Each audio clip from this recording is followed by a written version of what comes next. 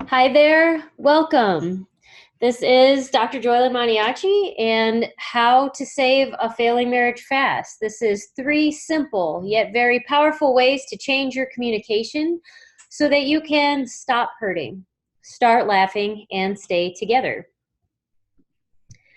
So what we're going to learn tonight is the simple formula to get your partner to listen to you, the fastest way to change the direction of your love life without starting over, the ultimate attention-getting, trust-building tool to change your story's ending without ending your relationship. And these are all a part of the tools and techniques, part of what I teach my clients in the relationship remodeling program. So you are getting some of the very same things that my private clients are getting. So who is doing the talking here? Hello. I'm Dr. JOYLYN, and I'm a doctor of naturopathic medicine and a certified yoga life coach. Those are just kind of my credentials. But as a doctor, I saw very much how relationships have a great impact on our emotional and physical health. And I mean, especially for men, they've studied, all the health indices improve when a man gets married. And still largely relationships are left out of the medical sphere and people don't ask about it. It's not treated, it's not addressed. And I think it is both a symptom and an indicator of our health. A lot of how we relate with ourselves, how well we're taking care of ourselves, is influenced and signified by the health of our relationships. So that's one of the reasons I got into this. I am creatrix. I'm the director of the Happiness Clinic and a relationship alchemist. I specialize in relationship dynamics and communication. A lot of our confidence and our ability to communicate, how effectively or ineffectively we're communicating, they work together in tandem, and it is insecurity and miscommunication that are at the core of our relationship struggles.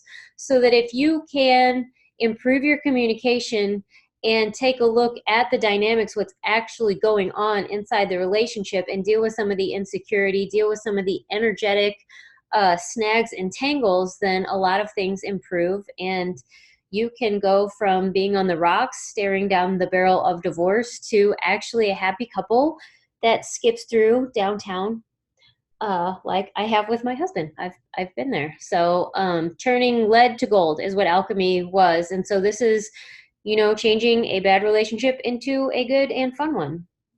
I'm a happiness facilitator as well. I make sustainable relationships and happiness easier to come by. It's a lot of just choosing for yourself and learning how to choose what choices you're making, what choices would work better, getting down to the truth and the core of the matter. And so in doing that makes making choices easier. It's a practice skill, actually. And I'm a person. I'm a woman who's been in a lot of relationships, in a now happy marriage that once was not that. Also learning from past relationships, what I would tolerate, what I was tolerating, what I was telling about myself, and how that story played into the relationships that I was getting into. So there's been a lot of learning in this lifetime, and I think I've done quite a number of things perfectly wrong and taking the long way around. And so now I offer some of that as a Cliff's Notes so that you don't have to make the same mistakes, and you can get to a healthy, happy, fun relationship much faster. You are also invited to join me on Facebook. I host the group Relationship Real Talk with Dr. JOYLYN, and for a limited time, which is through the end of September, I am accepting invitations. So it's a closed group. You have to request to join, and it's open, meaning I will accept the invitation until the end of September, and then it's going to be closed, and only those who are in the 90-day relationship remodel program will be able to get in. And why this is such a gem is you get a supportive community, people who are struggling with and working with some of the same issues and struggles in their relationship, and having a conversation about how to change it, how to look inside, get to the core of the issue, stop blaming, stop the pain cycle, and actually change what's going on in the relationship, versus a lot of trendy, popular relationship groups that are kind of just encouraging and trash talking and man bashing and things like that. This is a conversation to change the world, because if we can establish healthy, effective communication within our relationships, we can take that out into the world and actually start changing the world. Because marriage and partnership was basically a way for us to achieve more together than we could on our own. And that's sort of the basis of it, and not actually what a lot of people are experiencing within marriage. And finding it to be a kind of parental surrogate program and working out issues from parents and childhood out with their partner, which is okay, and healing can happen through that. But a lot of times we just end up blaming and prolonging the pain, inflicting more pain in the process. So this is how to get out of that trap, and how to create a new model of relationship, one that works for you, and one that makes it easier for our future generations, our children, to model and work with. And also, I offer every week at Wednesday at noon a power hour, which is a group coaching call for this group alone. And you can ask your questions, you can join live and participate. So it's sort of a free coaching for you. And for those in the 90-day relationship remodel program, it's kind of a coaching session in between their individual sessions to kind of keep things moving along and get some more insight into what others are working on. So you are invited. If you have a question, please ask. That's the fastest way to get some information here. If I need to slow down, if there's something that you would like a little bit more clarity on, please feel free to raise your hand, and I'll be checking in throughout the talk to make sure that we're moving along, you're getting everything. So the full disclosure is, I really love this work. I love what I do, and I'm good at it. I'm very much able to identify kind of the core issues, see what subconscious programming and patterning is at play, and being able to hear what's not being spoken so that we can actually move through things pretty quickly. I also have gone through a lot of the process. I mean, being in bad relationships, choosing bad relationships over and over again, so there really is a non-judgmental space for whatever you're working with. This isn't about me knowing more than anyone. It's just having gone farther in the process and being a helping hand to get you out of the woods. And I like to do that. I would love to help you in your relationship, because more laughter on the planet, please. We are all hurting and serious and just struggling and throwing pain out and hoping somebody else will catch it and drop it. And we could do that. We can be the healing on the planet. And laughter is such a nourishing energy for the planet and for our bodies. And I'd like to be part of bringing more health and wellness into the planet through laughter. So I would like to work with you. Another reason I guess I say that is, I think that if you can laugh at something, you've already changed it. It doesn't own you anymore. That means you've already stepped outside and be able to look at it in a different way. And so that's how sometimes laughter can actually help get to things faster. It's not making a joke of anything. It's just sometimes seeing how ridiculous we can be when we're really tied to something, and made a funny habit out of it. But laughter is possible through this, but you'll never be forced into it. But it's always feels good when you can get there. The reason that I'm doing the seminar is so that you can meet me and we can work one-on-one. This is not necessarily the easiest choice to make. If you're thinking about getting a coach, working on your relationship, trying to save your marriage and your family from divorce, it's a weighted choice. And so it's nice to be able to get to know someone and make sure that you feel comfortable and can work with them. So that's part of why I offer this.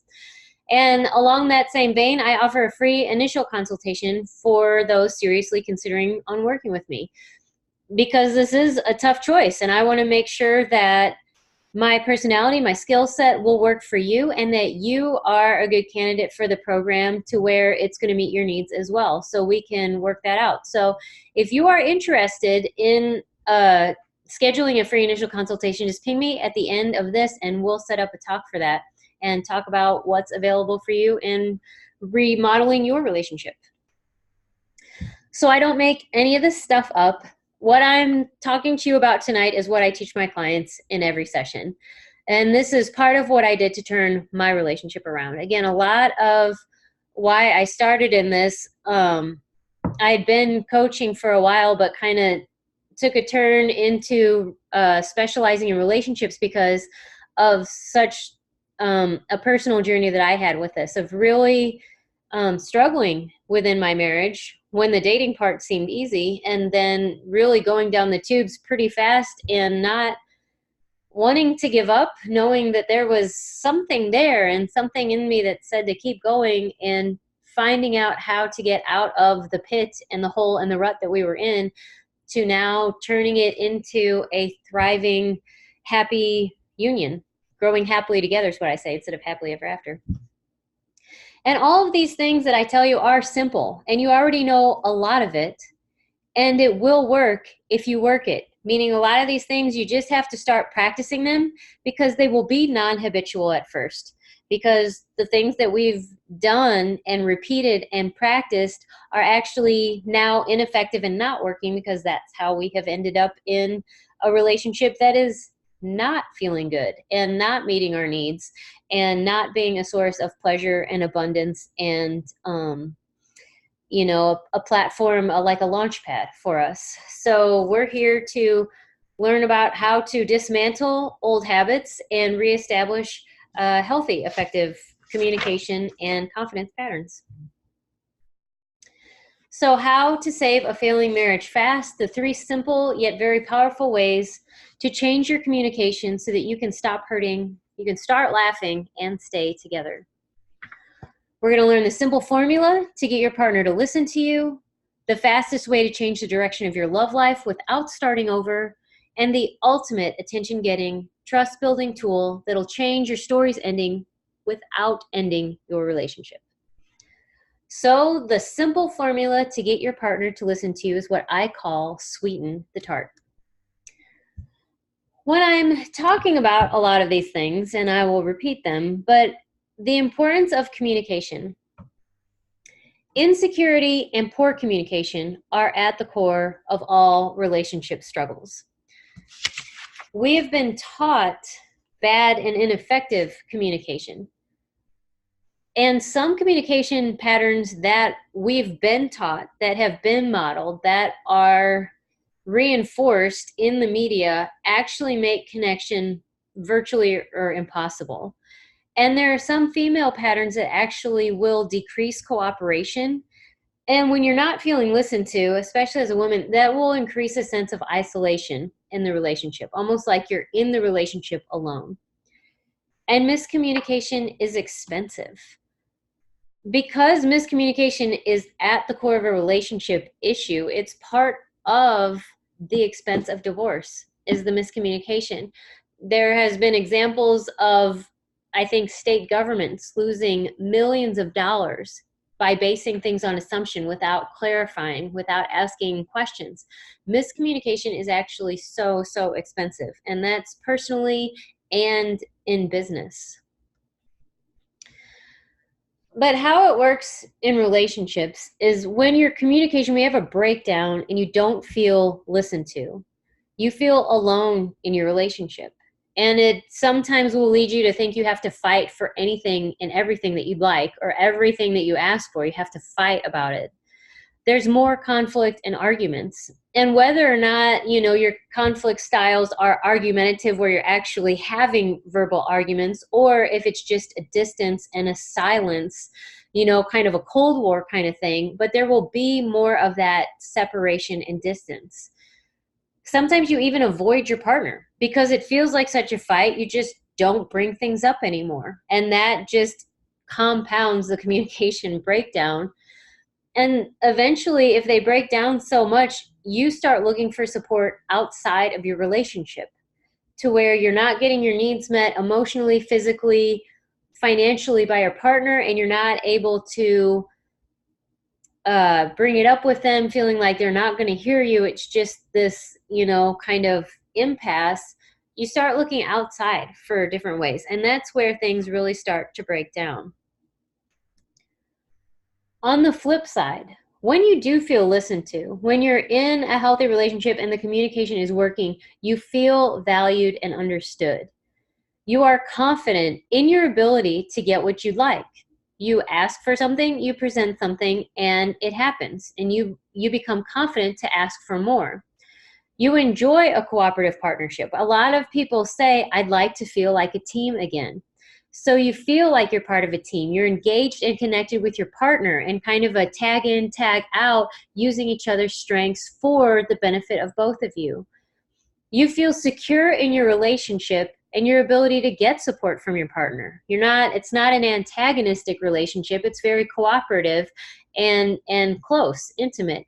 And you look to your partner, to the relationship as a means of support. That's really getting a lot of your emotional needs met, and where you feel stronger for having someone to call who can comfort you, who can reassure you, who can deliver what you're asking for without a lot of defense or fighting. That's how great it is, and the benefits of feeling listened to.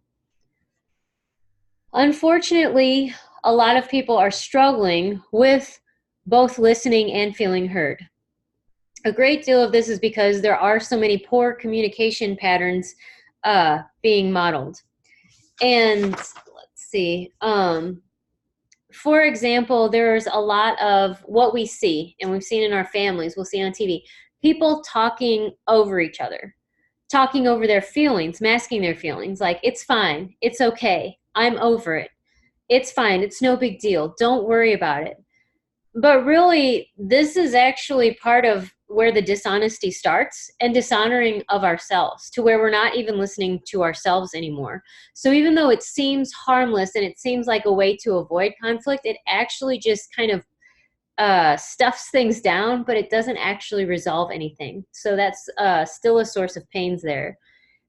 Hinting, insinuating, assuming, but not clarifying. This is huge, especially with couples. It can be assuming that you're on the same page about how you deal with finances, about the financial future you'd like to have, about how you're going to raise children, things like that. And we assume so much instead of clarifying. And then when we clarify, a lot of times it's more hinting, insinuating, and kind of talking around something and pressuring something, instead of being vulnerable and saying what it is that you'd like to have for your family, your financial future, etc. Sarcasm. Also, there's a lot of value in sarcasm, and thinking that it's clever, and liking the mic drop kind of, conversation ending little snippet. One of the things that really gets under my skin is using sarcasm at inappropriate ages. So even damaging the communication you have with your children, because they don't actually understand communication until they're about a freshman in high school, honestly. But sarcasm often has a defense mechanism and a separation component, to where it can sometimes be very funny, but sometimes it can actually diminish the connection that's available. One of the poor communications that I had when I was growing up was, my mother would indirectly ask, would someone like to set the table? And my sister and I would look around and say, maybe someone would. I knew it wasn't me. And it would get on our nerves. If she would have just asked directly, would you please set the table? There might be an eye roll, but yes, we would do it. But the way the indirect really was almost passive aggressive, I guess, ish. And it didn't work really for any of us, because nobody really felt clearly addressed, appreciated. And I don't think that in the request, I think there was a lot of insecurity there. So, and these are the things that I saw modeled over and over and over. And you see them in my aunts, my sisters, in the media, So there's a lot of repetition. And practice and modeling so that these poor communication patterns become habits. Another thing that's compounding this is if there's been pain, any kind of hurt, frustration, when we open and lead with those feelings, with the hurt and insecurity, it's what John Gottman at the Love Lab in UW Seattle calls harsh startup. It like creates an obstacle that you have to get over to even be heard. And pain and insecurity will often insist on being spoken and verbalized and shared. But when we open and lead with that, we actually hinder effective communication. Many of us are struggling because we're unwilling to do something different, insisting that it is the other person that needs to change and us not needing to change. And so that keeps the dynamic the same and not changing. And sometimes we struggle because we just don't know what else to do. Maybe there's no one that we can really look to or ask for objective advice, to ask for what really works, because we can see that there's such pervasive poor communication, so you don't know what to ask, and maybe trying things and thinking that they're different and it's still not working out, and so just not knowing what else to do. But here's a simple formula that you can use that will get your partner to listen to you if you sweeten the tart. So here's what it is. It's changing the tone of the conversation. It's simplifying the communication to decrease any resistance and defensiveness. That actually works, so you're encouraged to continue to do it. So that's the hows and what you're going to get if you do this formula. And it is to simply ask for what you'd like. So the formula is to call your partner, your spouse, by name. A nice name, a name that is likely to elicit cooperation. So jerk, asshole, dummy, anything like that is not likely to elicit cooperation. If you are not feeling super lovey-dovey and having a hard time with a pet name, simply use their name. Call them by name. Our names, when heard, is like music to our ears, and it is instantly humanizing. And so there's a softness that comes when you speak someone's name. Then you make your request. Whatever it is that you are needing, you make the request. And then you can add how it will contribute to your life, how it will make things easier, better, faster, whatever. And then you stop. That's it. That's all the information that's required. So there's an example at the bottom. Lover, can you please go to the store and get some butter? I forgot we were out and I needed to start dinner and I'm really hungry. So when you call somebody lover, they want to deliver. Lovers love to love and be loving. So that's a name. If you can't say that, then just say Adam, Brent, Brad, whatever. Can you please go to the store and get me some butter? You could even just stop there. Please, pretty please. It would really help me out. Sometimes you just say that. I'm hungry and I could start dinner once I have that. You know, they want to contribute to you. That's part of why we chose them in the first place, is because they wanted to contribute to our lives. We need to trust our choices here. We'll get to that.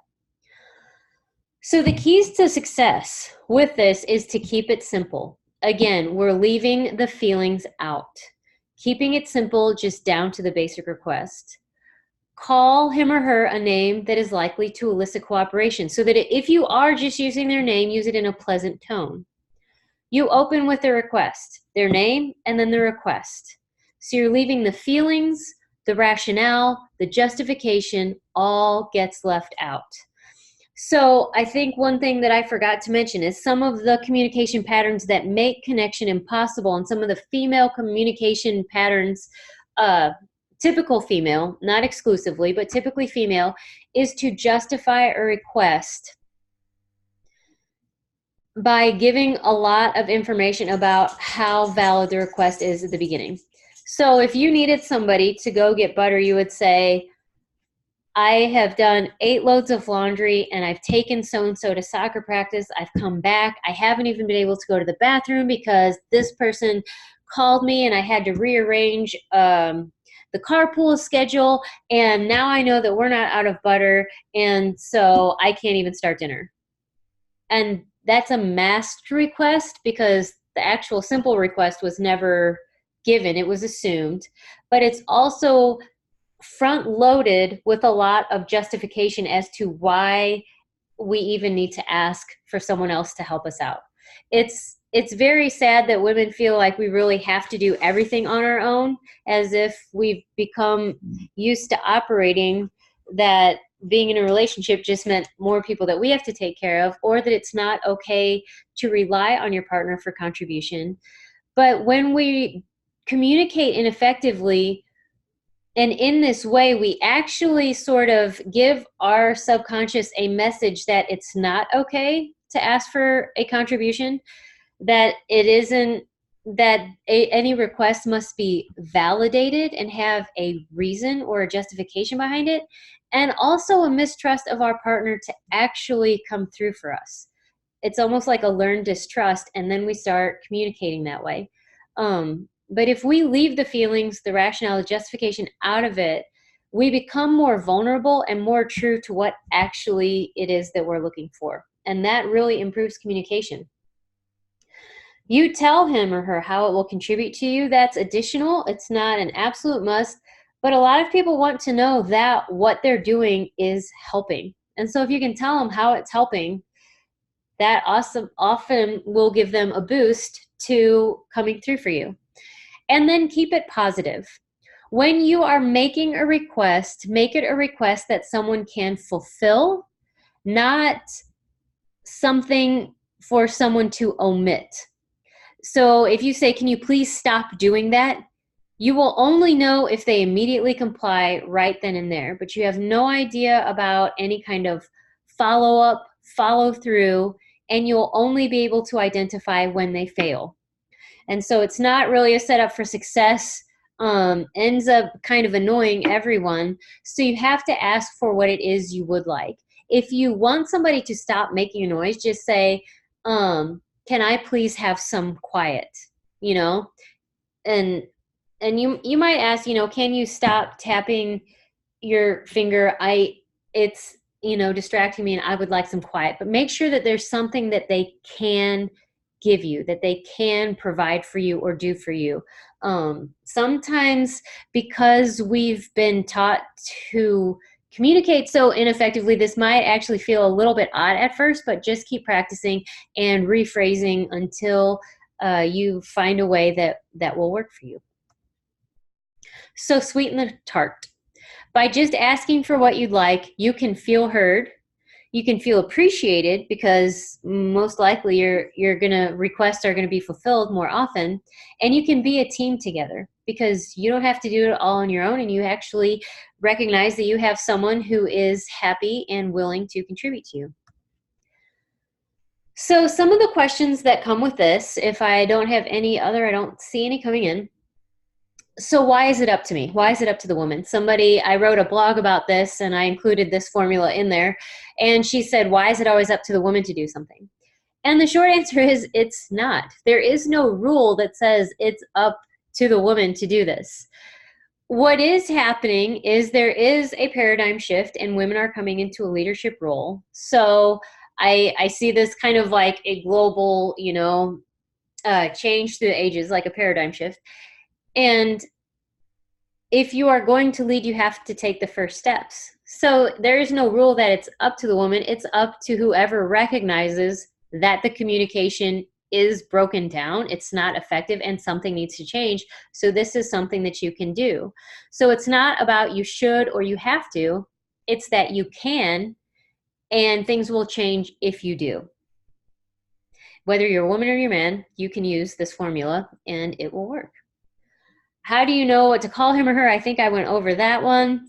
Pet name, a name that's likely to elicit support. You can even try this with your kids. Hey, helper. Kids like to help. Or use their name in a pleasant tone. And what is different about this is it's simple. It's elegant. It gets the attention of the subconscious because it changes a pattern. Any kind of pattern interrupt will get the attention of your subconscious. It will feel weird and maybe awkward at first because it's not habitual, but it will change things. And how we're getting the attention is we're not leading or inserting feelings. There's a lot less words actually going into it. So for many of us, feeling that the communication breakdown is just because there hasn't been enough communication, but over communication can be as damaging or detrimental or hindering as under communication. So we're just leaving a lot of extraneous information out and not giving repetition and increased significance and more time and thought into the hurt feelings and the insecurity. So when we just leave out a big chunk of what we used to habitually put in there, it gets the attention of our subconscious. Both in that there's a space, so we'll just kind of notice. And again, a pattern interrupts. So that, and just calling your partner by name, making a request, and telling them how it will contribute, it's just very simple.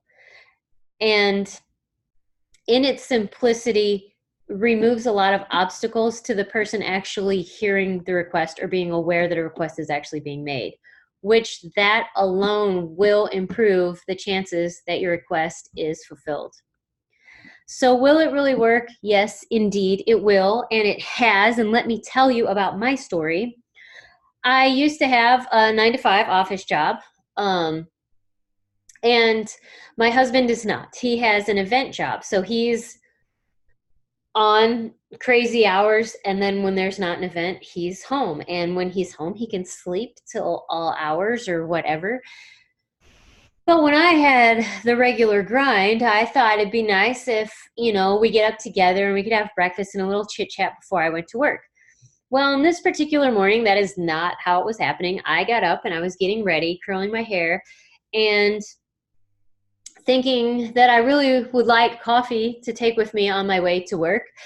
But that wasn't going to happen because I had too many things to do before I had to get out the door. And I could feel myself getting irritated because there was a lazy loaf just laying in the bed sleeping while I'm having a million things to do. Now, of course, I could have gotten up earlier to take care of all those things and make myself coffee. That did not happen because there might have been a little laziness or snoozing that I chose to do that I didn't want to admit. But I was just getting very irritated with him. And I'd had that before, because it just seemed unfair that he got to sleep when I had to go to work, even though he works hard. But, and on previous occasions, I had noted my disapproval and my irritation and led with that. And even if I got coffee or whatever it was that I was asking, it seemed like I always still left with a sour taste in my mouth, it just didn't feel good. So I was like, what if I just did it differently? I think I had just finished writing the Simple Formula blog and I reread it the other day. And so I was like, well, let me just try that. And so I went into the bedroom and I just laid on top of him and I kissed him and I said, hey, lover, would you like to make me coffee before I go to work? And he looked over at me because I'm laying on top of me, but he looks, and he said, I'd love to. And less than a minute later, he's up and out of bed and making me coffee. And it was so pleasant for both of us. He wasn't begrudging for me waking him up because I laid on top of him and gave him a kiss. I called him a name and I got coffee and we left both feeling happy. And it was so simple. If somebody would have told me that and I didn't experiment, I would have said, you're lying. That's ridiculous. It couldn't work that fast. It couldn't work that easy, but it did. And it really got me curious about when and where else I'd been asking for things so effectively that I'd been fighting for so long and them not happening, and changing how I'm asking for things and seeing that our communication has improved. Things are getting done faster. And sometimes I just recognize that I don't really need him to do some things, and then sometimes if I just say, hey, it would, make this or that easier, he's happy to do it. And it really does work. And so I really encourage you to try this and practice this and see how your dynamic shifts. So now, without any questions, we are moving on to Now, the fastest way to change the direction of your love life without starting over, and that is to use empowering language. So, the real power of language is often not taught, kind of underplayed, I'd say. But language is a creative force, and we actually speak things into existence. A lot of creation myths include this, as far as a divine deity speaking things into existence and they actually physically appear. Now, we may or may not experience that in our lives, but how we actually speak things into existence is we take an intangible, energetic idea that we perceive and we turn it into physical sound waves that hit our eardrums, that hit things, that create ultrasound and sonic waves that hit things. That's an actual physical form. So that we actually, by speaking, physicalize the energetic realm that we're aware of. That is super, super powerful. And with that, there's a reciprocal relationship with our language and thoughts. We will speak our thoughts and make them physical, and oftentimes hearing them will reinforce the thoughts. So we have to be aware of what we're saying and what we're thinking.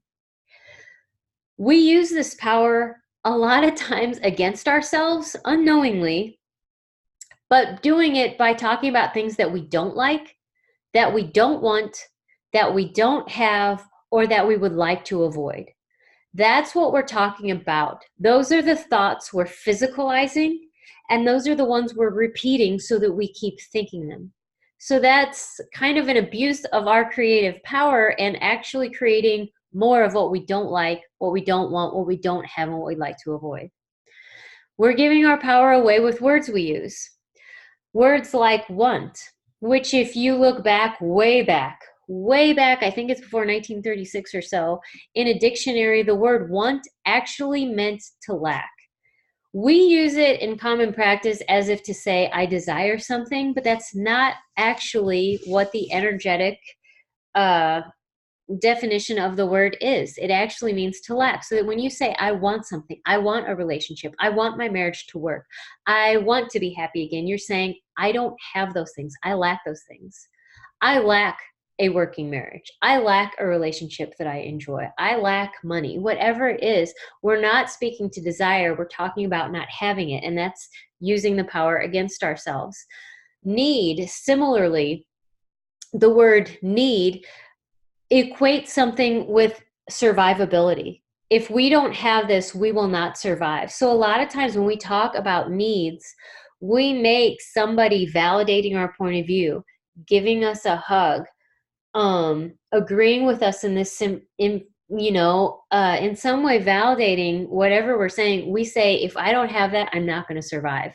I need you to hear me. If you don't hear me right now, I'm not going to survive. And we actually place artificial intensity on some of what we're speaking and make it bigger or greater than ourselves.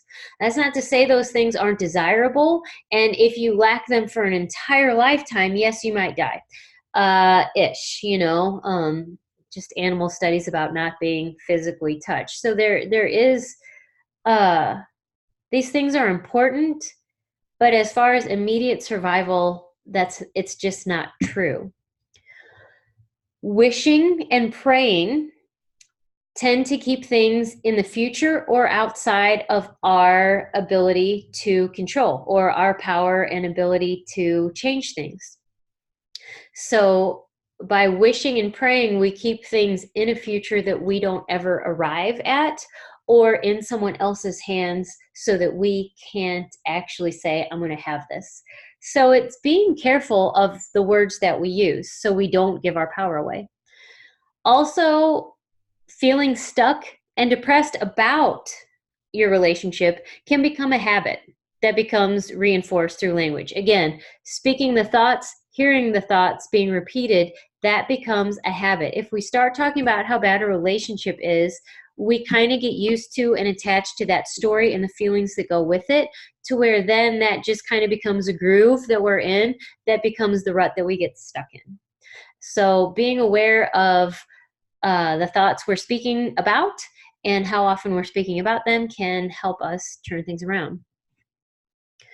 So the opposite of empowering language is defeating language. And in that is a lack of novelty or fresh content. So we tend to repeat things, to beat a dead horse, if you will. We don't say anything new. We're not asking questions.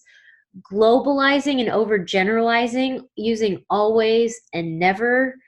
Again, saying the same thing over and over, not really being interested in new information, but kind of elaborating a story or a description about a problem or an issue. That's kind of defeating language.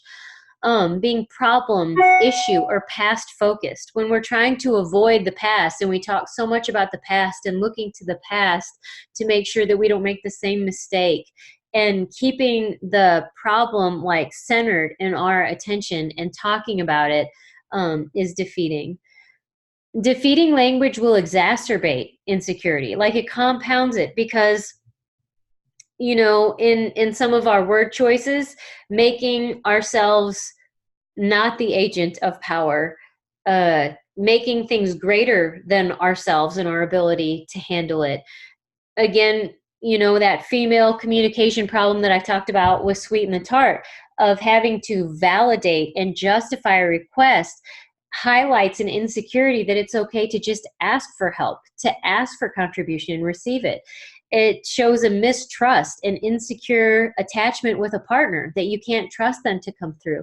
All of these things, defeating language actually is telling our subconscious through repetition that there's a reason to be insecure. It keeps this insecurity in place. And insecurity, if you will remember, is one of the other core issues of relationship problems. And if we just keep repeating it and telling ourselves this, it stays there until we become aware of it and can change it. Defeating language will also breed antagonism, comparison, and competition with a partner. So I hear a lot of clients, they'll talk about a normal. Well, that was normal, or it wasn't that bad, or it shouldn't be like this. When we're using comparisons like that, we're comparing generally to something that we don't actually know. An actual normal doesn't actually exist. Sometimes we compare our past with our present as far as how we would handle things, and we handled things at the age that we were. So to look at it at the age we are now isn't an accurate comparison. If we're comparing ourselves to our partner, then there's, one of the biggest flaws our partners have is that they're not us. We think that we would handle something or say something or do something given this circumstance or situation, and they didn't do that.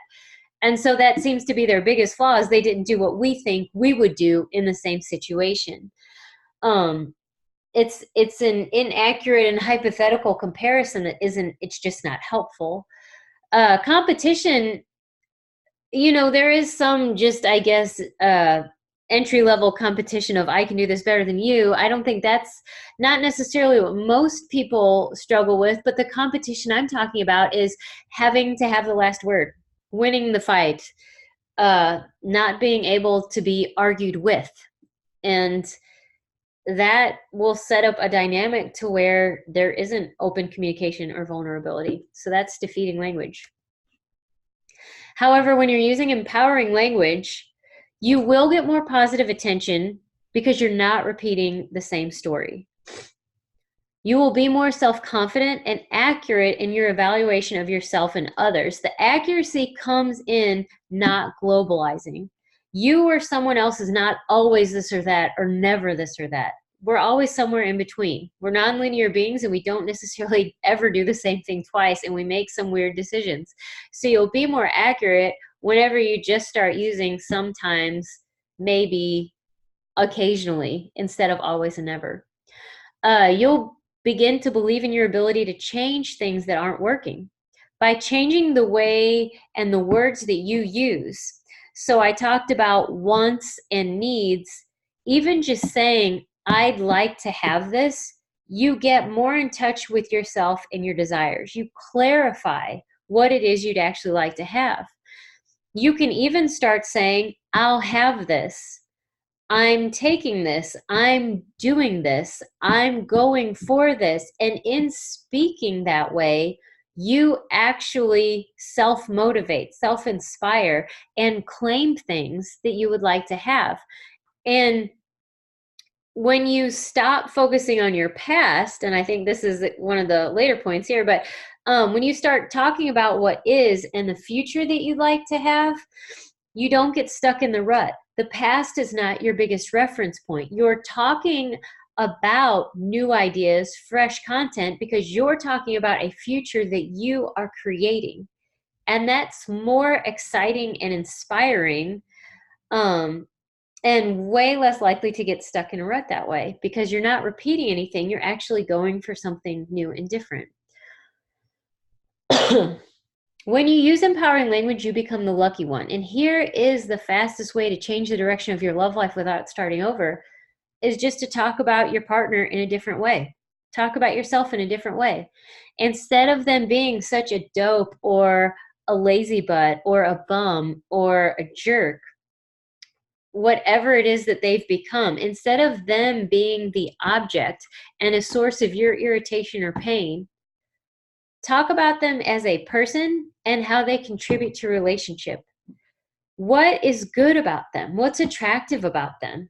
And you become the lucky one for having a great partner. Part of the insecurity that gets solidified is when we talk so negatively about our partner, we are actually telling ourselves that we don't deserve very much because we're not having anything great. We must not deserve anything great because we're with this total loaf. But what if we start talking about them in a way that exalts you? You talk about them so that you become the wisest, luckiest person for having being with this person. You chose them in the first place.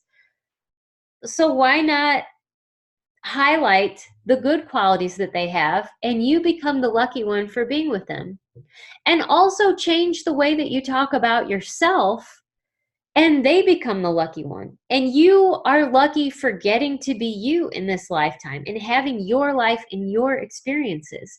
You can instantly change the direction of your self-esteem, of your mental health, of your relationship by just changing how you talk about yourself and your partner, and changing the thoughts that you're thinking about yourself, and repeating those more positive thoughts about yourself. When you're using empowering language, you will also be talking about an us and a we instead of a you versus me or me versus you. So you become part of a team when you change how you look at things and how you talk about things. Now, why people are struggling with this, again, are poor communication patterns that are modeled. A lot of us use you, and we start our sentences with you. You know what you need to do? You're always doing this. He never does this. And that is so commonplace that it doesn't even, register as something that could be damaging or contributing to the problem. And then we repeat and solidify these ineffective and hurtful patterns. The female stress response that I'm talking about here, the tend and befriend, sometimes women will collaborate and communicate and connect around a problem, to where man bashing can become a source of connection, and it doesn't actually help. It makes it harder to have a healthy relationship because then you have to give up some of your friendships, and it increases the opposition and antagonism that you will have with men and a male partner or a friend. And so it's increasing the distance. So it's a stress response as far as we are social animals and we need each other to survive. And there's a recognition of that, like in our consciousness, like we are just programmed to be social animals, and knowing that we need other people to enhance our survival. But we will have to more carefully choose how we befriend and what we connect around. Instead of having a problem, an issue, or a person to connect around, let's start connecting around a future and something that we'd like to create. And that's what I'm offering here. So it's just being aware of how and why sometimes we get caught in these ineffective patterns. When we talk about our partner in a way that diminishes ourselves and creates opposition, again, it becomes a habit. Sometimes we might say something and other people laugh. I've worked with women who really talk down their ex-husbands, and it was supposed to be funny about how dumb or ridiculous or stupid they were. But to me, it was always confusing because they were married and had children with them at one time. And I think it got a rise out of some other women. And so it was reinforced as this is funny, this is material to keep going on. But really, it's a pretty negative pattern. And something that will actually cause more struggle in a relationship down the line. Some people are struggling because unwilling to do something different, either laziness, insistent that it's the other person that's doing it. But if we are unwilling to look at ourselves and our communication and what it is that we are actually doing and communicating with ourselves, we will continue to struggle because we're half of the relationship. Sometimes we're struggling again, just like the last time. We just don't know what else to do. When we are in pain and we've been struggling with something over and over again, sometimes we've just run out of creativity. We just don't know. Either we can't see the forest for the trees and all we see is the problem, or just our creative reserves are kind of tapped. And so just not knowing what else to do can be part of the struggle. So one of the ways out of that is to change your language to change your relationship.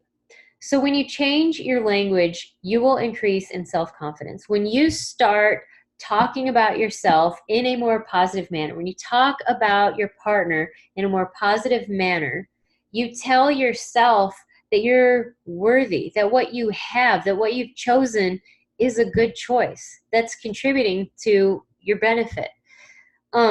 When you talk about, instead of needing or wishing or hoping and praying and saying, I'd like to have this, I'm going for this, I'm doing this, these are the actions that I'm taking to create this. When we rephrase and start talking about the future that we'd like to have and the ways that we're bringing that into our lives, is inspiring and creates more confidence than trying to avoid a past and have a fear-based.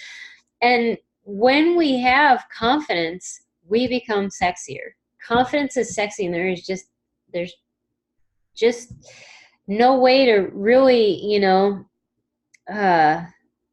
overstate that, I don't think. When you change your language, you increase your positive feelings about your partner. If you're always talking about how dumb they are or how much they're letting you down, that's what you're going to be aware of. But if you start talking about what they are contributing, what you notice that's good about them, how they look nice today in their green shirt, how you like how the light hits their eyes, or their hair looks good today, or whatever. When you start noticing things that are good, you start feeling better about them.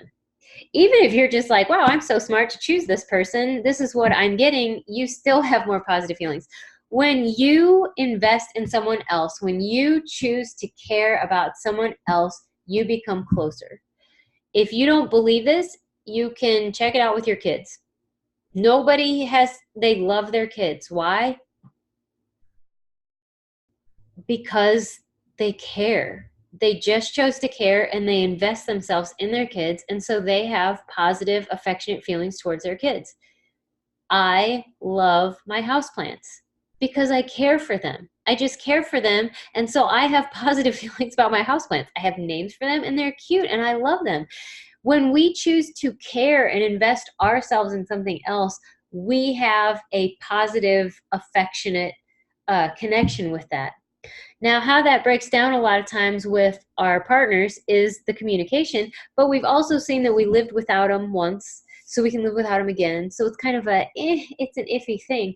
But if we choose to actually invest in the benefit of our partners, we will start having positive feelings about them. And we can start this by just talking about what's good about them, how we care about them, what we would like to contribute to them, and see the positive feelings change toward your partner. When you change your language and you change what you're talking about and how you're talking about things, you invite positive attention and affection from your partner. It's hard to be affectionate with somebody that you know doesn't really care much about you, or you don't think respects you, or that you're constantly disappointing, or they let you know you're disappointing them all the time. It's hard to be affectionate that way. But it's easy to be affectionate with someone who's affectionate towards you. So when you change how you talk about them and you talk about them in a positive light, they become more affectionate to you. When you change the language of your relationship, you start having more security in your relationship. You are more aware of what it is that you'd like, what you can ask them for. When we become more vulnerable and willing to communicate effectively, we become more honest about what it is that we'd like and more aware of what another person can and can't deliver. So there just becomes more secure in a relationship because we're willing to communicate about things instead of just ignoring them, pretending they're not there, assuming that it's not going to change, it's not going to get better. So we actually have more possibilities available when we change our language, and we become more future oriented. You don't get stuck in a rut when you're talking about something that's never existed, that you're working on creating and bringing into the present. That's how language is super, super powerful in keeping you out of getting stuck in your past. So again, the fastest way to change the direction of your love life without starting over is to change how you're talking about your relationship. So choose words that work for you. I talked about the needing and the wanting, stating what you desire, talking about having it, saying you're going to take it, you're going for it. These are the steps I'm taking to do it. This is what I'm in the process of doing. Rephrase it and use your words that work for you. Use I messages. Instead of starting the conversations with you, you know what you need to do? This is your problem. You never do this. You didn't do this. Whatever. Start saying I messages and clarify what it is that you would like. You have a partner that most likely, because at the consciousness level, human beings want to contribute to each other.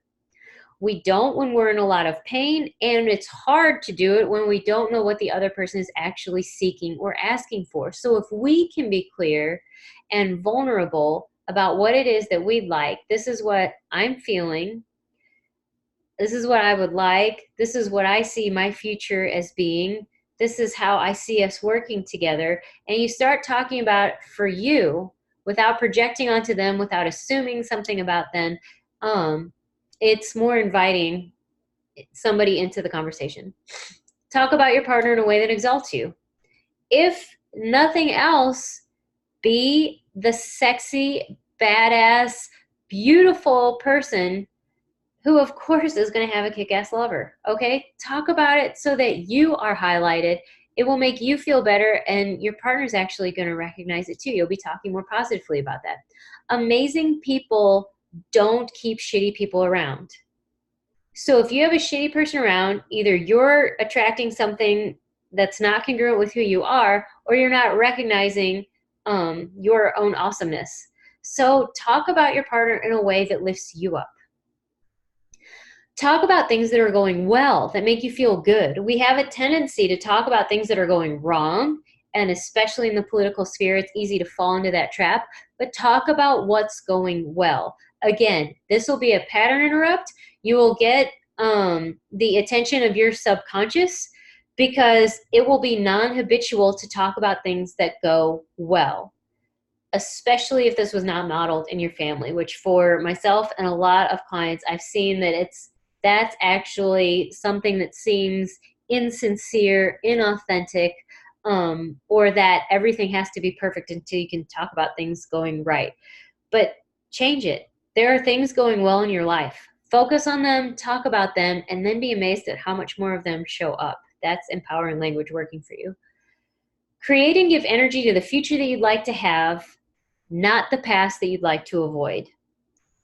Again, part of this will be talking about what's going well, and what you expect to go well in the future. Not expect as in, if it doesn't go right, that means everything's wrong, but how can things turn out even better than you imagine? Like little kids have an imagination. Use your imagination and imagine something going well instead of all the things that could go wrong. Just try it out. So the keys to success here is original content, not repeating the same story. When you're changing it into a future focus kind of thing, that becomes a little bit easier. Just be aware of how many times you repeat the same story. Are you just adding description to something that you're already aware of? Is anything actually changing? Be aware of what you're talking about and how many times you've talked about it. Maybe it's just time to scrap that story and come up with a new one. Choose your words wisely. Be vulnerable. What's at the heart of the matter and what are you really seeking? One thing I didn't mention is when we don't want to be argued with, when we're not being vulnerable, and what is sadly become super common in our language patterns is to feel like something that is not actually feeling. I feel like I'm being disrespected. I feel like the weather is great today. Those aren't actually feelings. They are turning thoughts and opinions into feelings so that they cannot be argued with. You cannot, there's just an unwritten rule, you can't argue with somebody's feelings. Whatever somebody feels, they feel, they get to. But there are a lot of thoughts that we have that we've turned into feelings so that they're not debatable. They're not up for debate, as if any kind of disagreement would, harm us. So we try to defend ourselves and make ourselves invulnerable by turning things into a feeling. That actually creates distance. It's a lack of vulnerability. So if you use I feel like a lot, just be aware of that. And when you say I feel, follow it with an actual feeling. I feel glad. I feel delighted. I feel surprised. I feel annoyed. I feel angry. But something that's actually a feeling. And this is part of a greater body of work called nonviolent communication. And it really is about getting closer to yourself and what's true for you. And it will improve the communication between everyone, you and yourself, and the partner that you're working with as well. Future oriented, what will create something different? I talked about that. And talk about your partner and your life in a way that makes you feel good. And by good, I mean makes you feel good. Light, bubbly, relaxed, not necessarily right. Right can be heavy, contracted, and superior, which our culture and society values, but it doesn't actually feel good. So what makes you feel light and bubbly and enthusiastic and wanting to take the next step and interested in the next moments unfolding? That's how you need to talk about your life and your partner. So empowering language is how you can feel good about your relationship and be happy with your partner. You can change the entire direction of your love life by just changing the story, and you don't have to end it. Amazing. So I'm sorry, I have a bit of a cold, so a stuffy nose, and I can tell it's kind of getting a little bit worse. So what if I need to vent? This is a question that comes up with this one. What if you need to vent? I had a mentor that said, you can tell a story 3 times, and the 4th time is indulgence. And I think that that's a good guideline. It's helped. It's helped me a couple of times. But what it really is tuning in and being aware of the energy. If you're really going to vent, the purpose is to discharge and to vent, to let the air, the energy out of it so the intensity isn't there. And again, sometimes you might have to tell the story more than once to more than one person. Sometimes whoever you're going to call or vent to isn't available. Sometimes they don't offer the listening or the space that you really need. And sometimes just once isn't enough, but it's being aware of, after you tell the story, is the charge, the intensity, the pain or whatever, has it diminished slightly? And if it has, it's okay. That's part of healing and venting and letting it kind of air out. However, if you're telling the story and you find yourself getting amped and re-triggered, it's time to stop. That means it is no longer part of healing. It's actually re-traumatizing and re-triggering yourself, and that's not helpful. And again, sometimes all you can do is just stop. It's going to be really uncomfortable at that point because you've re-triggered and re-amplified this thing, so you feel re-justified and stuff like that. But if we're going to dismantle this habit, we're going to have to deal with a certain level of discomfort, and say, it's not working. This isn't venting. I'm charged when I was actually feeling a little bit better, so I actually just have to stop now. So that's knowing the difference between venting and re-triggering. Now, some people say, I feel like I'm lying, when I talk good things, when I say my life is great and it's not, or I say my partner is awesome. And so with talking about your partner in a different way, remember that your habit is going to want to keep itself in existence. So when you're doing something non-habitual, it feels really weird. So that part that's attached to the habit is going to be like, this is a lie. I do not feel like this. I am not super stoked about this person. They are not my knight in shining armor. I'm not so in love with them. I'm not even sure I'm totally attracted to them. That's what it's going to say to keep the old story in place. So some of the feeling like I'm lying is actually, are you just doing something that's not habitual, that feels unnatural or uncomfortable just because it's not habitual? Or sometimes you don't have to go all out. Like if you've been struggling with a relationship for a while and you're very aware of things that your partner is doing that is painful and disappointing or frustrating or something, you've been seeing it. You've been seeing a pattern, and you see when that you ask them something and let you down, so that you don't have to be like, they're everything to me, they always come through. You don't have to make it the opposite of whatever you're feeling, but start to look for, I fell in love with this person. What was it that I liked? They said that thing that was funny the other day. I wasn't in the mood to laugh, but that was funny. They do have a good sense of humor. Okay, I like their sense of humor. I haven't been super attractive, and part of it's because I'm afraid that I'm not feeling so attractive, but I really like my partner. I think they're attractive and handsome or whatever, and start with what's available. He's good with the kids. He loves my dog. He's really caring with the plants. Whatever it is, there's something good that you can notice. I laugh more when he's around. I didn't even realize that, things like that. So you just have to start where you are. And let's see, what is different about this? Again, we are targeting the subconscious, interrupting a pattern so that we can deconstruct the habit. So we're not just telling the same story. We're not getting in a groove of negativity to create a rut and looking at the past. We're talking new, fresh content about a future that we'd like to have, being aware of using phrases like, I feel like, I wish, I want, and being aware of those things and rephrasing them. And it'll be a little bit irritating and uncomfortable sometimes, but that's where you say, subconscious, you've been driving the ship for a while and things aren't changing and actually deteriorating some. So I got to take the reins. I have to be more aware, and I have to do something different so something else can show up. And so this is one way to start, and it is different.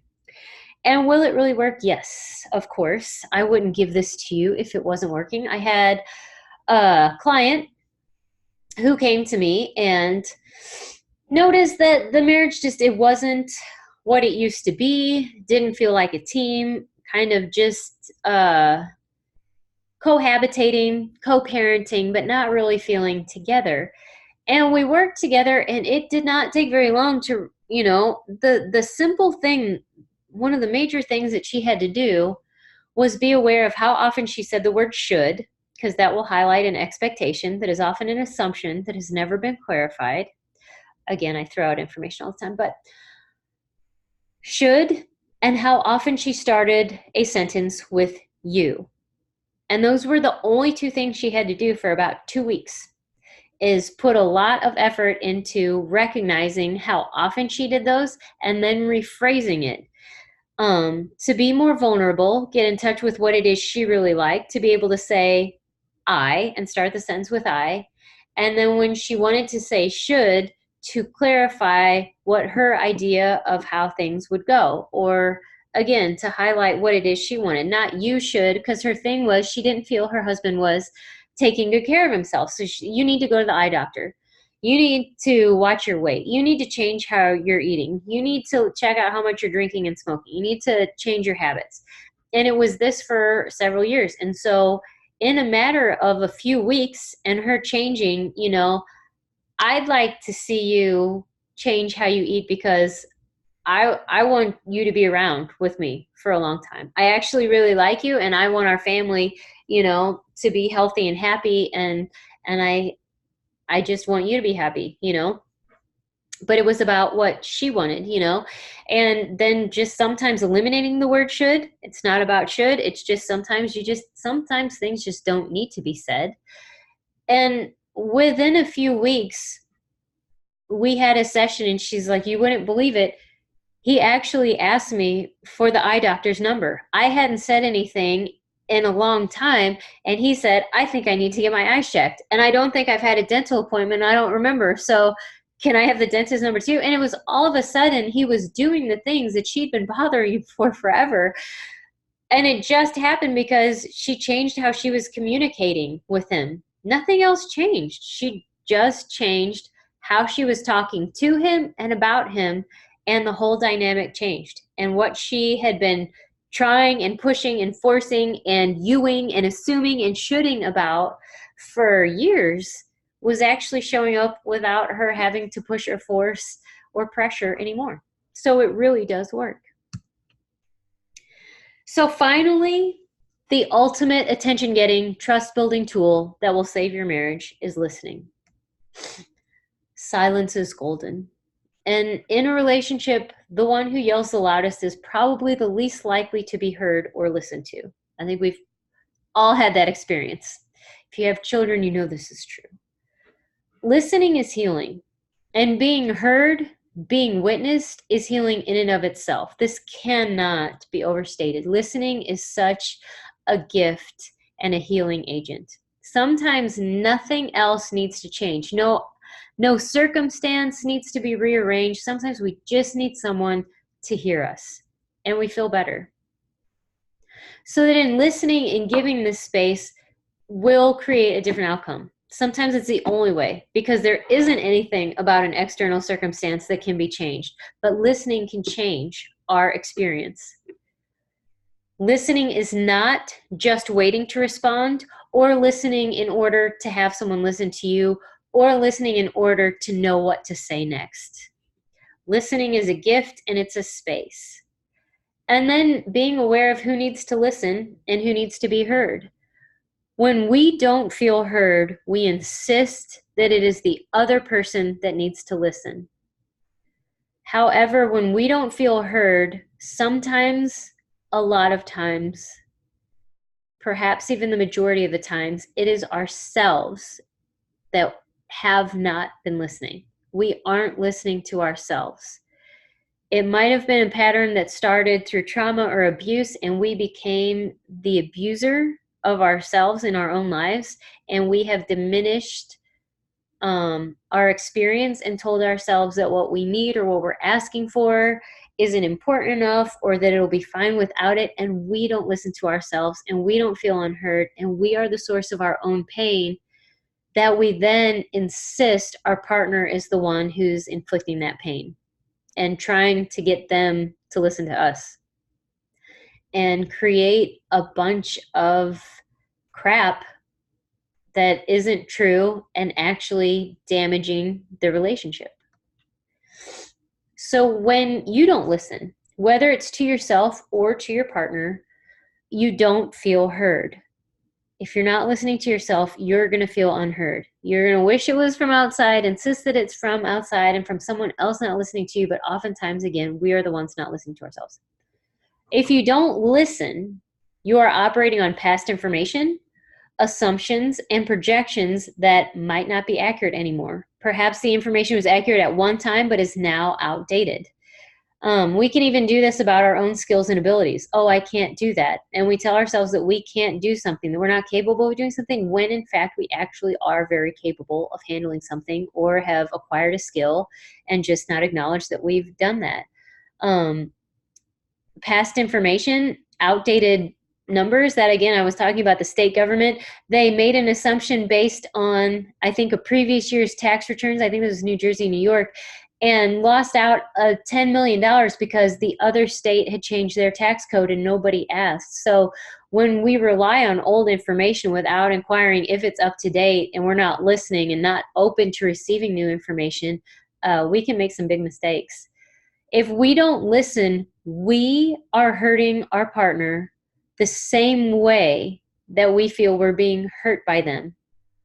This was a very humbling experience, and I fought it and resisted it for quite a while, that I could cause my partner pain. He wasn't listening to me. That was the whole problem, right? But I wasn't listening to him. And so the way that I was hurting and feeling inside, I was actually the source of some of that for him too, because I wasn't listening to him. So he was fighting to be heard and I wouldn't listen. So we are contributing to some pain and the source of part of our problem if we're not listening.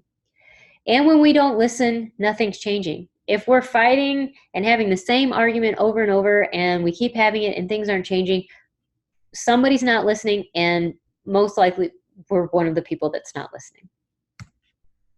However, when we choose to listen, we feel heard. If we start tuning in to what it is that we need and listening to ourselves and not requiring something to be valid or reasonable or rational in order to have it, and just be willing to be ourselves and say, hey, yeah, sure, you want some rest? Okay, I hear you.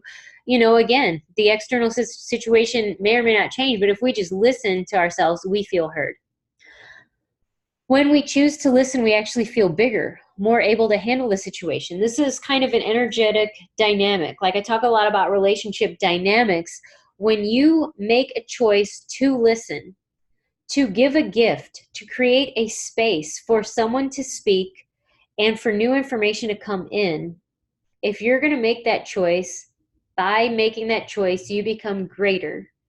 You open the space. You have the capacity to offer the space. You become greater and more able to handle the situation by making the choice to listen. When you choose to listen, you get his attention because you interrupt a pattern. If you are in an argument and you normally go back and forth and he says this and you come back with this, and so he responds with this and you defend with that, and it goes back and forth, and you've had that style of argument for forever, that if you actually just stop and listen and say, what is it you're trying to tell me? I'm not getting it. And you're quiet and you give the space for them to talk, that gets attention. It actually gets attention of both of your subconsciouses. And when you choose to listen, by offering that space, you stop the cycle of hurting, of pain. Because what we're doing is, if I don't feel unheard, I'm fighting to be heard. And because I think that I'm not heard, I'm not listening to them, who also feels unheard. And we just kind of throw this pain back and forth like a medicine ball. But if I choose to listen, I drop that pain. I don't throw it back at them. I actually just let it land, and there's a space there. That stops the cycle in its tracks, so that the pain and the anger and the reaction and the defensiveness that go with that all start to kind of crumble. They all kind of drop, at least for a second. Sometimes we pick it back up and start the cycle over, but for that moment, we have sucked the energy out of it. And every time we choose to do that, every time we choose to listen, or at least attempt to listen, we pull out a little bit more energy out of that cycle, so it starts to slow down and become easier to reverse. And that's what we're trying to do, is reverse it, get the relationship off the rocks, get us back together. When you choose to listen, things change. If you're interrupting a pattern and you're getting attention and you're open to receiving new information and being more up to date and giving your partner a gift of some space for them to speak and for them to feel heard, things will change. Most people are struggling with this, though. I struggle with it for a long time. I'm still not necessarily the best listener, but why? Our culture does not value it. Very few people are effectively, empathically, sincerely listening. So who's modeling this for us? What's it looking like? We're all feeling like nobody's listening to us. We all feel unheard. We're running around screaming to be heard. Who's listening? Pain is loud and impatient. Pain really wants to talk. It's really intense. So sometimes it's hard to sit and listen to that and tell it to shut up, take a back seat. I'm offering space for somebody else because our pain is loud and impatient. There's also a fear of awkward silence. Silence, like that space that we're even offering somebody, goes against our social training. We fill up space with words because we're unaccustomed to having quiet. So even a fear of social awkward silence keeps us from listening. We take ourselves too seriously. We get into believing everything that we think and we feel. And all of our feelings are important. They all need to be spoken. They all have super important information to give, and they all need to be relayed to our partner. I know I have definitely felt like that at times. And that gets in the way of listening, because if all of my feelings and all of my thoughts are super important, I've kind of diminished the importance of theirs. I interrupted a lot, and I was really attached to them and their significance. So that when I didn't think that all of my feelings necessarily had to have an action attached to them, or they didn't all have to be spoken, and I realized that if I didn't say anything, that I didn't spontaneously combust or die at the moment that I didn't give voice to my feeling, and I lived through it, it was a learning experience for me, a pattern interrupt for sure, where I was like, oh my goodness, I really like it would feel so intense, my feelings, that it would be like, I'm going to erupt if I don't say this.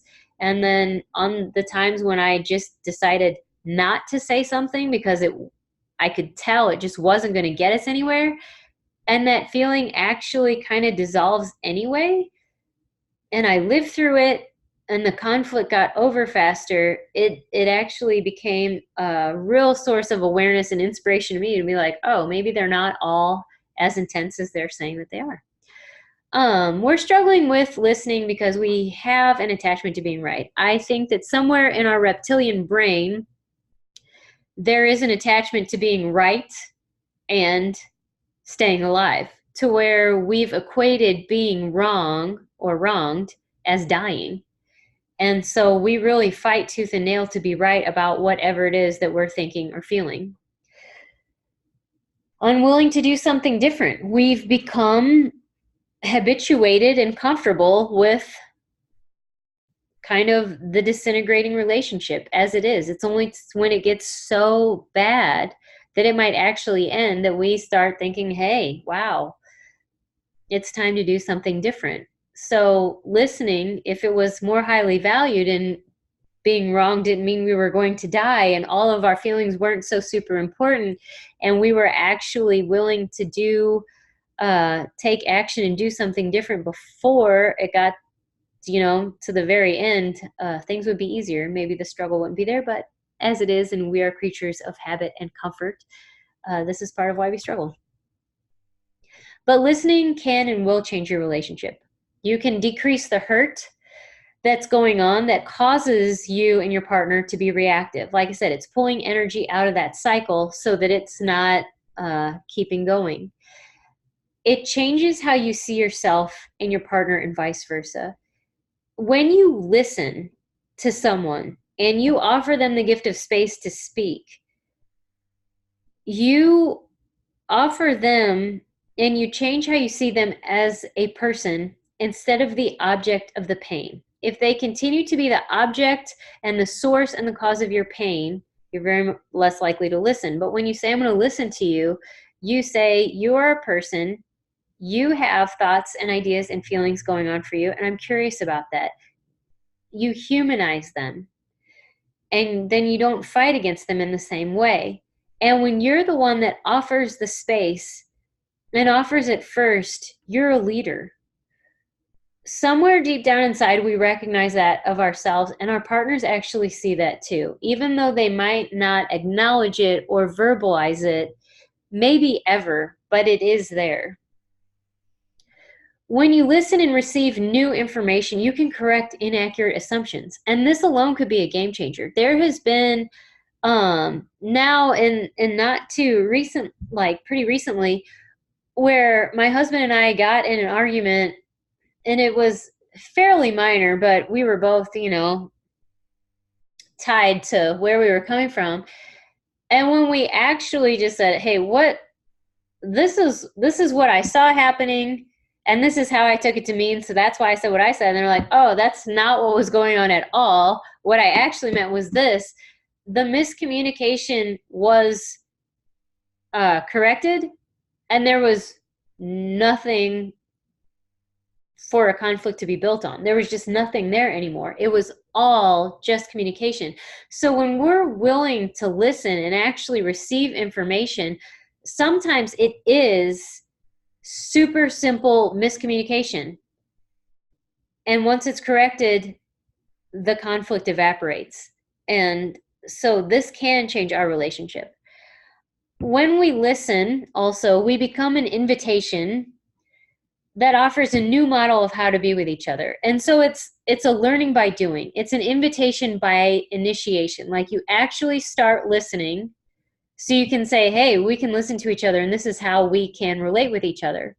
Now, a key to this, and I'll talk about it again, is key to success, is you have to do it without expectation. Listening is a gift. It's a space, and there are no strings attached. Listening is not listening so that someone will listen to you. That's a gift with strings attached. It's not really a gift.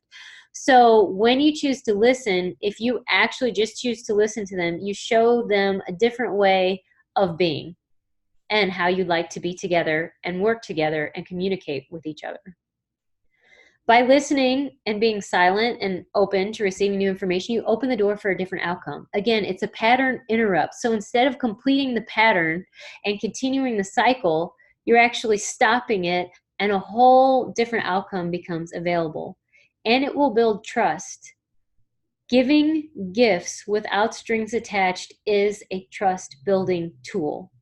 Now, you might have to do this more than once if you have been a source of pain and experienced pain from each other. If that's the dynamic that's kind of currently in play, you can start taking the energy out of that cycle, dismantling that pattern, and building trust by giving the gift of space and being willing to listen and doing it more than once.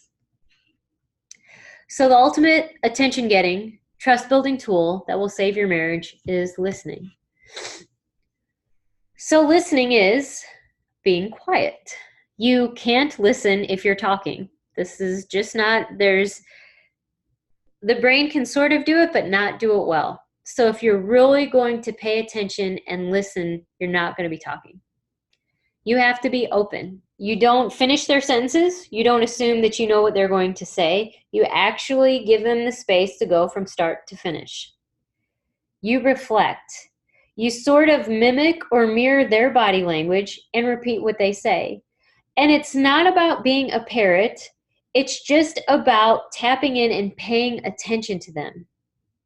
So that when the mirroring, if they are super closed, you don't want to necessarily mirror that, but you will stand if they are standing or sit if they are seated. To create something can create a power dynamic. So you want to be equal and open. But if you see somebody very sad and you come off very happy and enthusiastic, you sort of are overriding what's going on for them, and that's not necessarily listening. Both can be happening at the same time. You do not have to immerse yourself in whatever experience they are having and feel what they're feeling. But you can, without giving away your happiness or diminishing it, you can be happy while somebody else is sad, and that's learning. But part of how you can do that is to uh, calm your energy and be able to be with them. So mirroring their body language will help.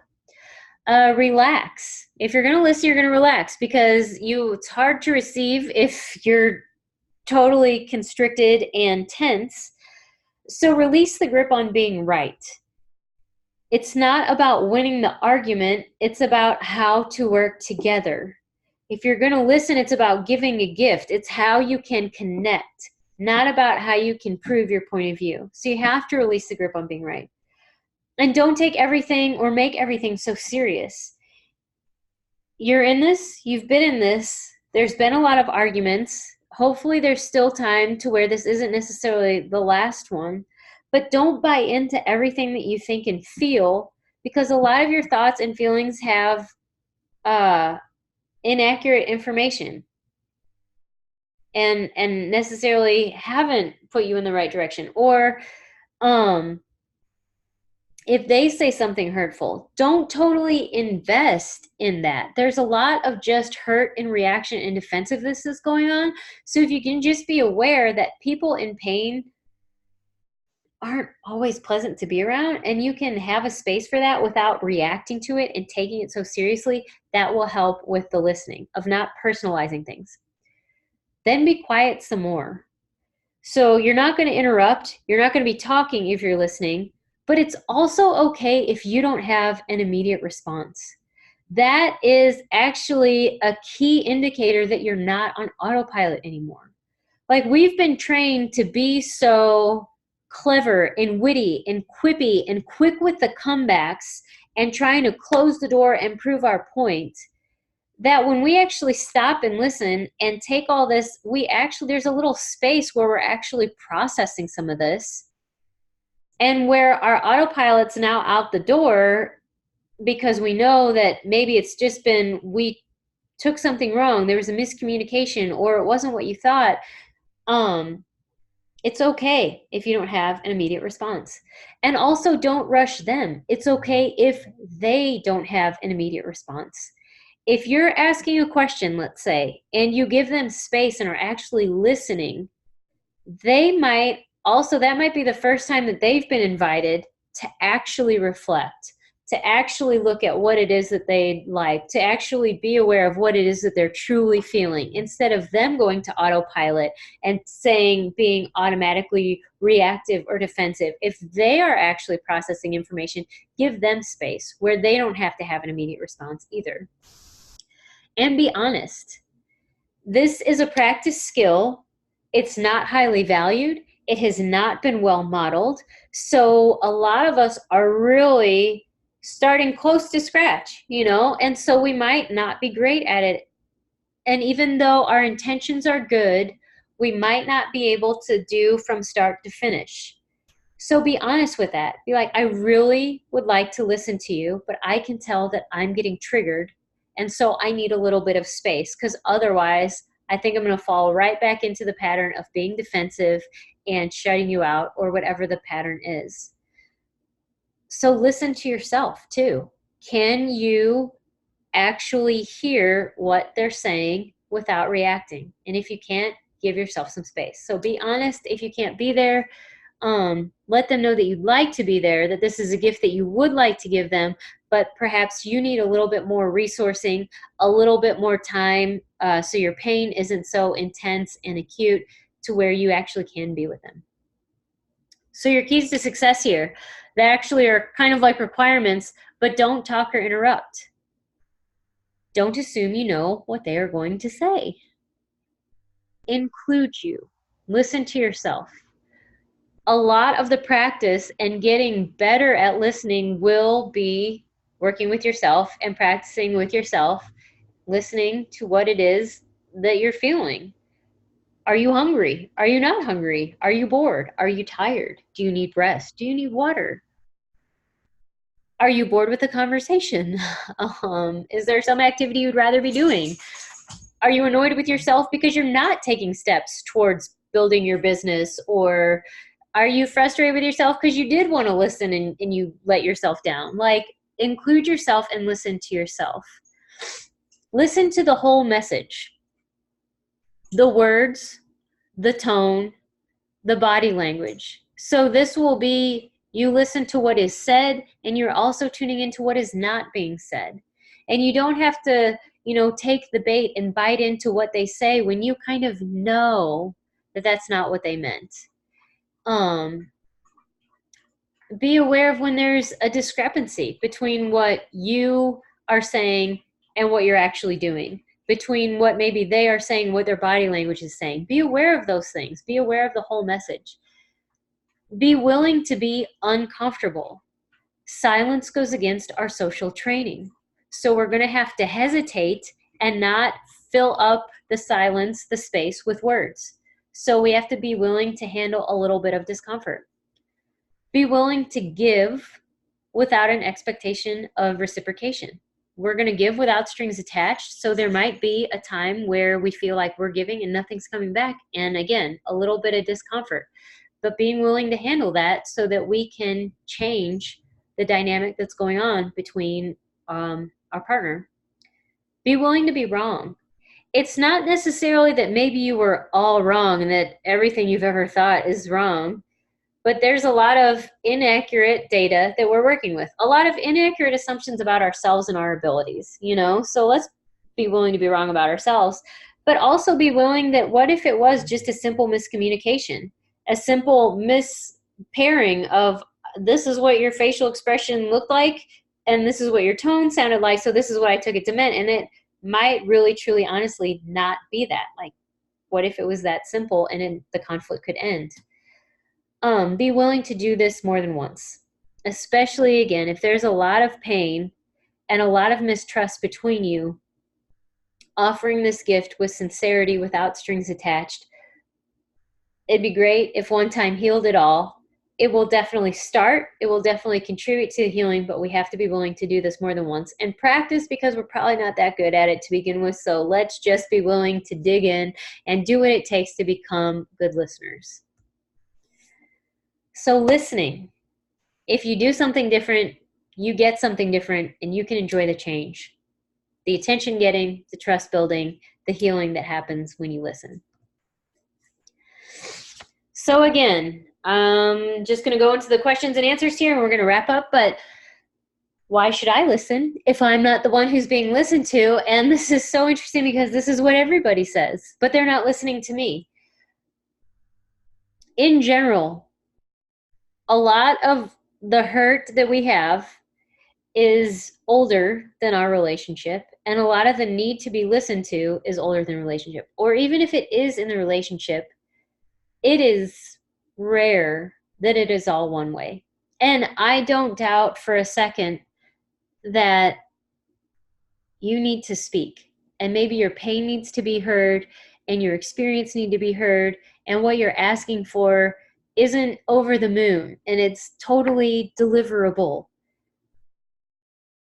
Likely your partner is feeling the same way, and because we've been so focused on our feelings and not being heard and the pain that we're experiencing, that we've kind of tuned out that we might also be doing that to our partners. So if you're not feeling listened to, there's a couple of things. Start listening to yourself. It might be that we've been ignoring ourselves so long that we're causing our pain and just trying to externalize and blame someone else for it. So start listening to yourself. And if you can, just listen to your partner, partly because you can model what listening looks like. And it's a skill that will never disappoint you, and it can be useful in so many situations. And you might find that actually, if you listen to your partner, that some of the things that have made you feel unheard, you'll have an understanding as to why the behaviors look like that, and it wasn't them not listening to you. So there's a lot of alleviation and resolution of pain in listening if you choose to listen, even if you're the one that you feel needs to be listened to, because you are valuable and you are important. So start listening to yourself. But if you start listening to your partner, you listen without strings attached, but often it does get reciprocated eventually. And sometimes even in just, again, being willing to listen to them, hearing what they have to say, some of your pain actually diminishes with that and gets healed with that. So what do I do if I started off well, but then I got mad and interrupted? This is where you work on practicing and being honest. Hey, I'd really like to be there for you. I have decided that I think listening is valuable, and I would really like to offer this for you. What was just said really triggered me, or I realized that my pain was actually a lot closer to the surface than I thought. I just need a little bit of time. That's fair. No problem. This is a skill. We're practicing. So just keep doing that. And you will see that when you listen to yourself and when you're honest with yourself, hopefully your partner respects it. Now there's times they might dig in and keep charging at you because that's the pattern that you've established, is a really antagonistic, maybe even combative form.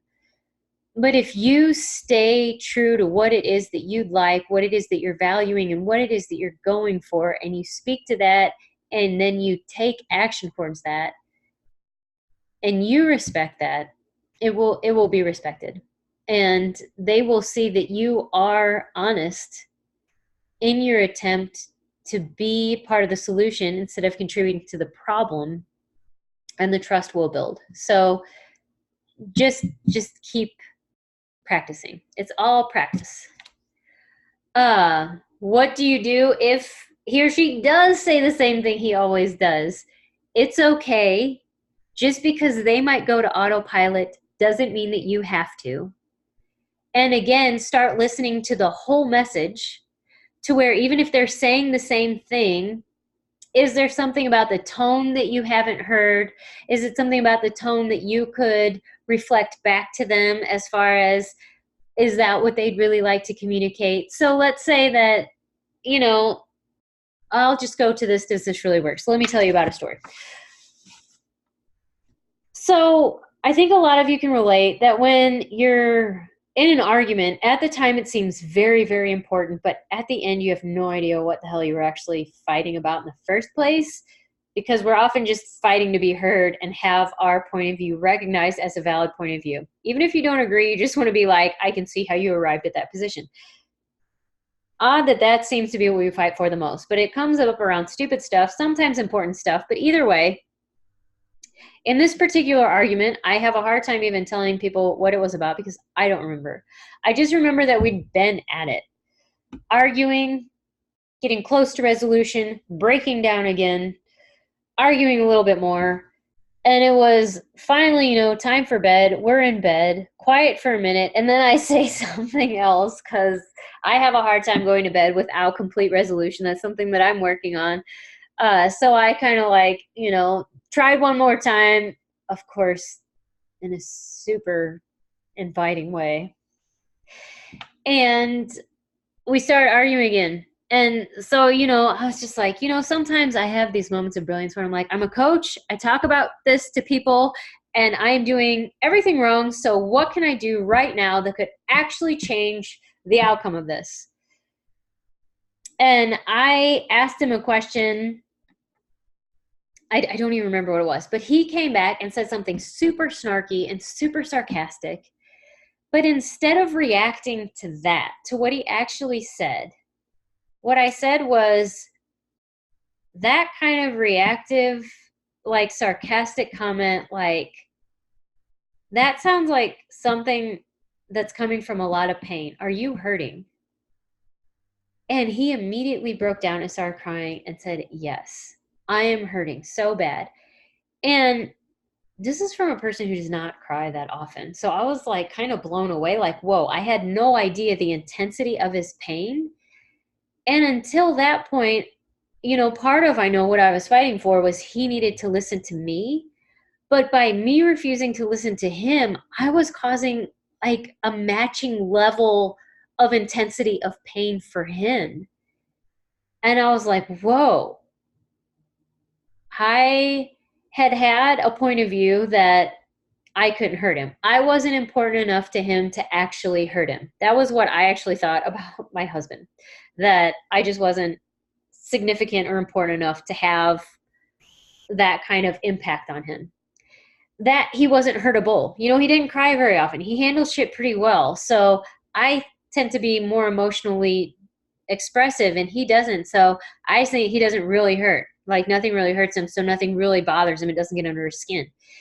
And then I was very aware of my pain and of him not listening to me.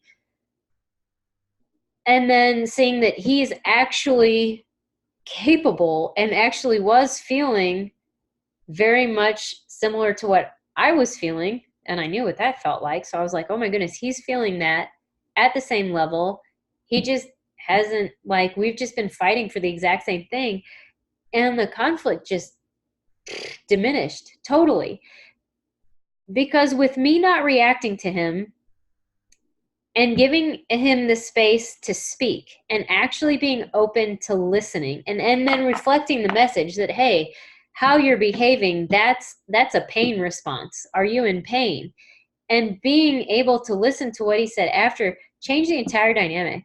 When somebody's in pain and it's somebody we love, all we want to do is alleviate that pain. And I swear, any rightness or whatever I was trying, like how bad he needed to hear me, it just went away. And I just embraced him immediately. And it's when we get to that level of vulnerability and the barriers go down, we really just want to embrace. And so that's what's possible if we choose to listen.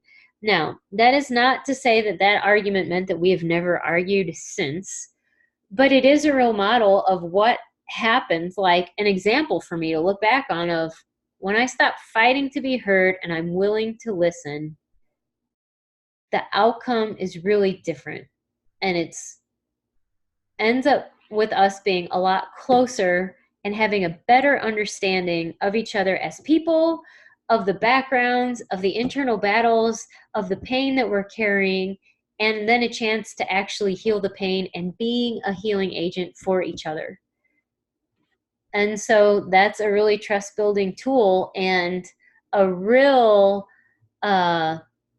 diminishment of the energy in the pain cycle, like a real change in that and allowing the pain cycle, instead of it to continue, to actually stop and the healing to start taking place. So it really does work. Even if he responds with something snarky, something else is available if you don't react. So do you guys have any questions? We've just got a couple more minutes before we're done. So I'll keep going. So what I want you to remember from today, if nothing else, and I didn't say this outrightly, but I'm saying it now, there is nothing wrong with you. Relationship problems are not evidence that there is something wrong with you or your partner. There is no inherent flaw. There is no law that says that you cannot be happy, that you don't deserve happiness. A relationship problem is a symptom of an insecurity or a miscommunication, an ineffective communication pattern, and those things can be changed. You have the power to change things. You do. And it's not that you should or you have to. It's that you can, and things will change if you do. If you change and use the formula, you will have your partner listen to you. If you use empowering language, the direction of your love life will change. If you listen, you will have more trust and you'll get his attention and you will start healing. So those are available. You have the power to make those choices and do those things and bring about that change. Your language is powerful, so use it for you. It's okay if you don't know what to say or do next. It's actually a good thing, meaning you're not on autopilot. You're not just operating unconsciously. And confidence comes from doing, not doing it perfectly, not having everything fixed and all the circumstances be great. Confidence comes from choosing to do it and following through. And confidence is sexy. So by you making a choice to do something different, making an attempt, seeing that you've got choices available to you, seeing that you can change the input that's going in so that the output can be different, that increases your confidence and you become sexier. So you can, with the tools that you've gotten tonight, create a win-win. You can use the formula and simply ask for what you'd like and see that you get what you'd like more often because your partner's listening.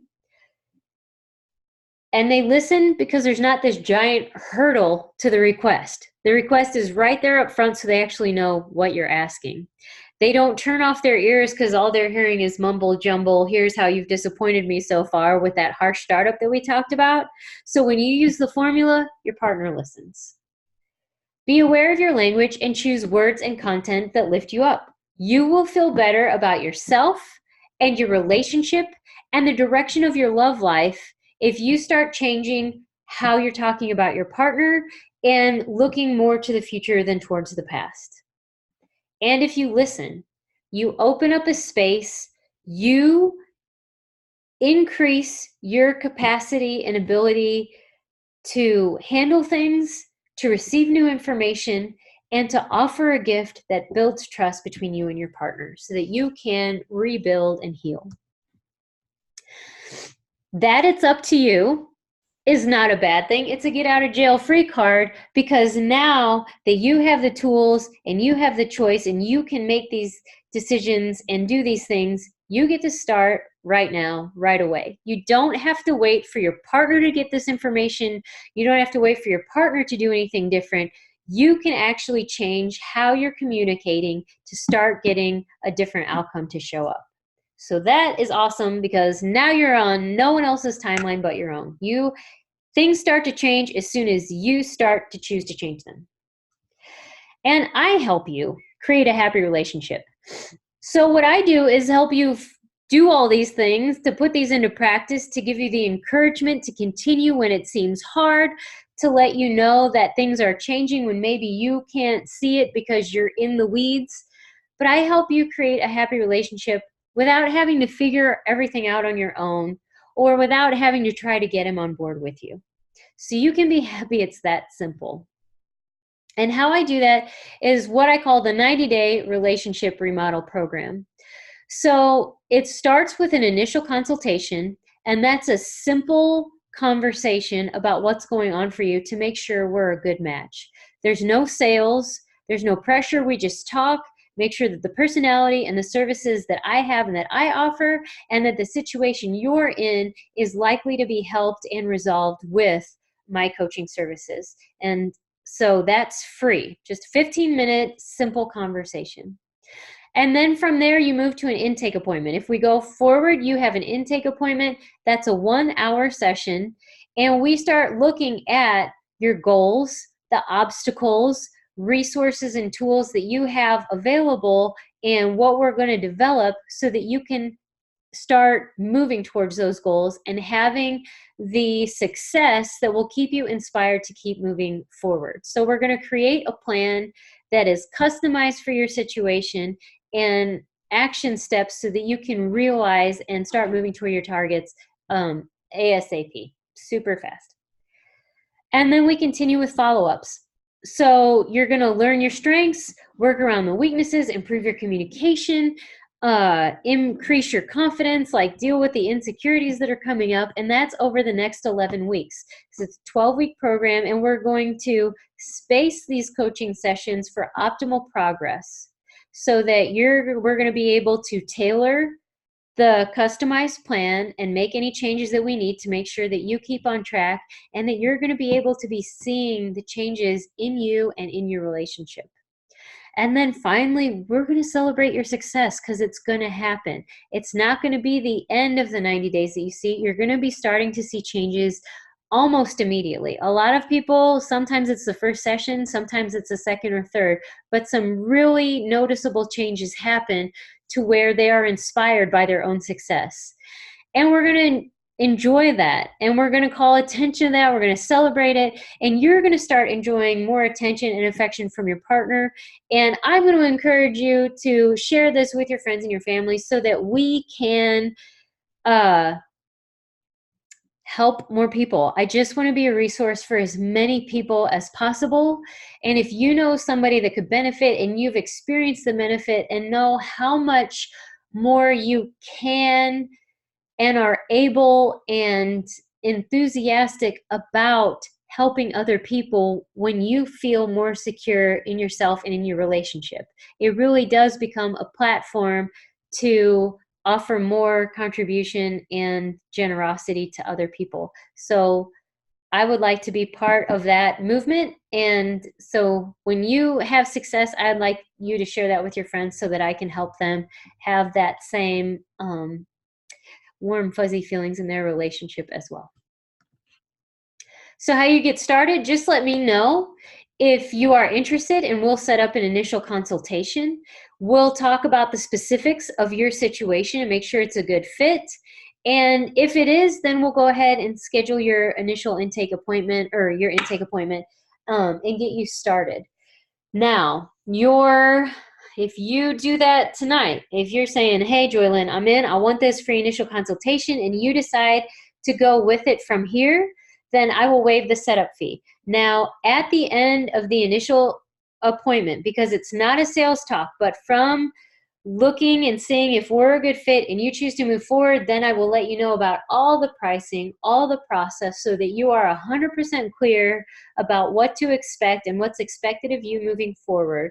But there is a small setup fee at the beginning, but I will waive that if it is that you choose to take it from here, because I just want to reward you for being action-oriented and not putting yourself on the back burner, no longer waiting, no longer procrastinating or postponing, but jumping in. So that's your reward for doing that today.